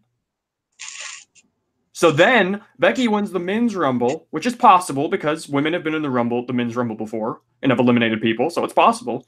So Becky's going to win the Men's Rumble, and that sets up the triple threat at Mania between Ronda, Charlotte, and Becky. Now, I think that idea is dumb as fuck, but it's going to happen. Should I change my prediction on the scorecard to Becky winning the Rumble? The Men's Rumble? If you're, you know, if you got balls, you'll do it. But here's why that... Okay, so I overthink things. You listening to me right now is just overthinking central, you know? Okay, so they have played up on Raw every single week that somebody from Raw is going to win the Rumble. The Men's Rumble I'm talking about. Because if you paid close attention, not even close attention, but I've just noticed this thinking about it randomly, they have not really established anyone on SmackDown as a legit contender to win the Men's Rumble. They've done that all on Raw with Seth and Drew, you know? Seth and Drew mostly, of course. Like, they did that throwaway segment after the end of the Ray almost 2 out of 3 Falls match on SmackDown where Randy Orton returned, right? Yeah. But, like, other than that, they have not built up that a guy from SmackDown could win the Rumble. They have built up on Raw for weeks that a guy from Raw could very well win the Rumble, like Seth or Drew, you know? So that's why the Becky thing wouldn't make sense if Becky wins the Men's Rumble. Because not only, like, I mean, it would be dumb having a person of the opposite sex win a match called the Men's match. Kind of like when Ellsworth won the first ever Women's Money in the Bank. It was dumb. You know what I mean? Yeah. I mean, he didn't officially win it. Carmella won it, but it was Ellsworth. Ellsworth won the first ever Women's Money in the Bank, right? So that's dumb in and of itself, but like just the fact that they built up Raw stars to win the Men's Rumble for weeks and have not been playing up at all anything to do with Becky winning the Rumble at all, and then she's gonna win the Men's Rumble? Like, yeah, it's a no for me, Chief. Yeah. I'm just saying, like, it's a bad idea. It is a bad idea because you're going to get the people who are upset that they didn't get a true Rumble finish. Yeah. And then you're also going to get the people who are upset because then there's no Rumble winner for Brock or Daniel Bryan. Yes. And I guess they could be like, well, you know, they could do the same thing they did last year with the Elimination Chamber. Have that be the match. They could very easily do that. But yeah. I just think it's a bad idea especially because they have such a hot commodity in Becky Lynch that like if they pull this, they risk having the crowd turn. Oh, dude, and listen, and think about this, okay? If Becky wins the Men's Rumble and people complain about how stupid it is, people are just going to say, oh, look at this, a man complaining that a woman won a men's match, you know, and going to make it about sex and stuff. Yeah. So it'll all around probably be a terrible situation. Because, I mean, like, how would you, okay, you know, and this is the final thing that we're going to say about it because I think we got to get going soon. We've been going a little bit long, but in theory, I'm actually putting ice in my cup, so I apologize if you hear something. But and you know, I'll actually mute myself while you put your explanation in. But how would you book the end of the Rumble to have Becky win? If the plan is Becky wins the Rumble, how do you get her to win?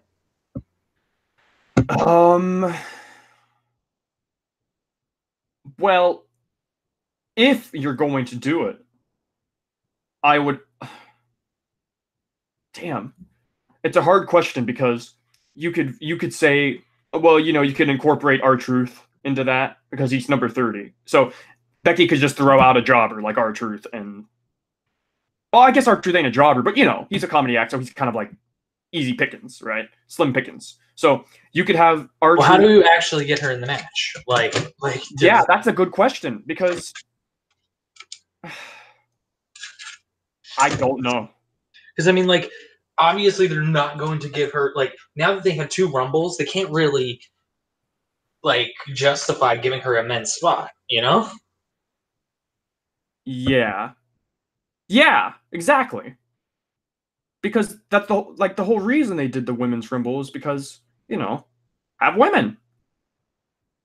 Like, I think the most logical thing if Becky's going to win a Rumble is just to have her pull a Roman Reigns and win the Women's Rumble. And then you can somehow explain how Charlotte is included in all that mix. Mm-hmm. Because they're going to do a triple threat. Yeah. But I mean, no matter how stupid it is, I want you to tell me last 5 or 3 entrants of the Rumble, whoever, you know, whatever it is, of the Men's Rumble, you have to have Becky Lynch win. Okay. Well, if she's in the last 5, well, let's say for all intents and purposes, she's 29. All right. Okay, so if she's 29 and she's going to throw out stars, because who do you think is going to be around the end of the Rumble, right? You got your Seth Rollins, you've got your Drew McIntyre, you've probably got maybe even, you know, Randy Orton, John Cena. Although I heard that John Cena actually isn't working us, and he might actually be injured, and he might not be in the Rumble, like legit. Oh shit. Yeah. So, you have your big stars, right? If Becky were to throw out some of the biggest male stars in the entire company, just like throw them out and willy-nilly and win, that kind. Listen, I know intergender wrestling is a thing, but like that kind of hurts the credibility of those male wrestlers, right? I know Becky's a star and she can hang with the biggest of them, and you know she can hang with men, obviously, but that kind of hurts them a little bit. You know what I mean? It hurts the whole men's division, in my opinion. If you have okay, I'll say the same thing. If you have a woman winning the men's rumble, it hurts the male division. Okay, I'll say the same thing for the women. If you have a man winning the women's division, it hurts the women's division. It goes both ways. This isn't just me being like, oh, I'm threatened by women. You know what I mean? Yeah. I just think like it hurts the credibility of the dudes. Now, if we were back in the day in the 90s and 2000s where we only had one Rumble, cool, go for it. You know, Okay. but okay. So if they were gonna have Becky win the men's Rumble, they would have to establish that she can wrestle with men. And I'm not talking James Ellsworth. She had matches with Ellsworth, but that's different because Ellsworth is a pipsqueak. You know what I mean? Exactly, and a pedophile. Yeah, it's not confirmed. There's a lot of evidence behind it, though. But anyway, think about China, okay? China wrestled men and won the IC title at one point. She wrestled men, like not pipsqueaks. She wrestled Chris Jericho, Jeff Jarrett, Val Venus, Mark Henry. She's wrestled men, and they established her as a person who could mix it up with the men, right? If they were going to have Becky win the men's Rumble, they would have already had to prior establish she could have duped it out with the men, you know? Exactly. So that's why it doesn't. I don't think it works. That's why, like, if they had established this prior, I think that this would have been, hey, you know, that I would say, kudos to you guys for thinking of outside the box. But you know, it's you know, it's not established. It's definitely a bad idea. And I hope it doesn't happen. But I mean, you know, we'll see. I mean, I just can't believe that Vince McMahon, being the man that Vince McMahon, is going to let that happen. Yeah, that's the part that strikes me. You know, I mean, we can just come out and say it. Vince is a sexist man. He has tendencies, that's for sure. And like, I don't think he would allow this. So yeah.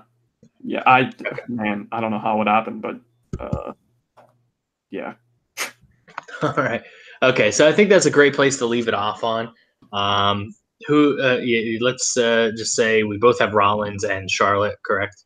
Yeah, if it's not Becky. Yeah, it's not Becky. Yeah. So yeah, I think that's all that we had for episode 3 of our Chill Sesh. Thank you. This one was a long one, but it was a good one, I think. Yeah. You know, we talked about a lot of good stuff. And we'll see you guys. I think we should do you know, we'll hash out how we're going to do the Rumble review plus Raw and SmackDown. But yeah, so we'll see you guys next week for the I think it's the 7th episode of the Fortune Tellers, correct? Yeah, I think so. Yeah. And then Chill Sesh 4 at some point. Thank you everybody for tuning in. Thanks. Goodbye.